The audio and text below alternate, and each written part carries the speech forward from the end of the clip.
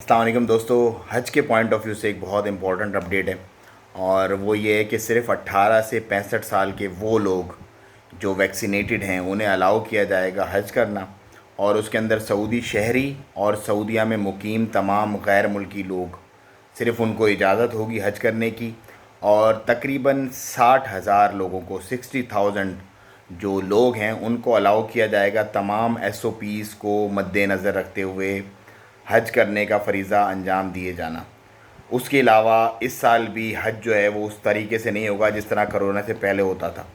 तो एक बहुत ही समझ लें कि अजीब सी कैफियत है इस वक्त दिल के। अल्लाह पाक तमाम उन लोगों को जिनके हज पेंडिंग है और जो इरादा रखते हैं उनको कामयाब करे और इस वबा से हमारी जल्द से जल्द जान छुड़ाए, ताकि हज का फ़रीज़ा वो तमाम लोग जो चाहते हैं वो कर पाएँ।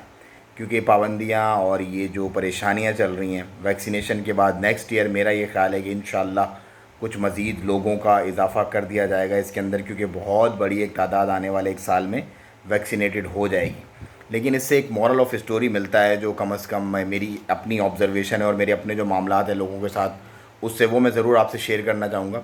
और वो ये है कि जब आप किसी चीज़ का इरादा करते हैं तो फिर बिस्मिल्लाह करके उसको कर दें, क्योंकि ज़्यादा सोचने से फ़ैसले कमज़ोर हो जाते हैं। मेरे बहुत सारे ऐसे दोस्त हैं जिन्होंने प्लान किए हुए हैं लेकिन उन्होंने वो डिले कर रहे थे, अभी देखेंगे, नेक्स्ट ईयर देखेंगे, अभी ये काम कर लेते हैं, अभी ये प्लॉट, अभी ये घर, लेकिन अब देखें कैसे दरवाज़े बंद हुए हैं। सो अल्लाह पाक सबको ज़िंदगी दे, तंदुरुस्ती दे और उनकी तमाम जो हाजात हैं उनको पूरा करने की तौफ़ीक अता फ़रमाएँ। अपनी दुआओं में सबको याद रखिएगा और मुझे दें इजाज़त। अस्सलाम वालेकुम व रहमतुल्लाह।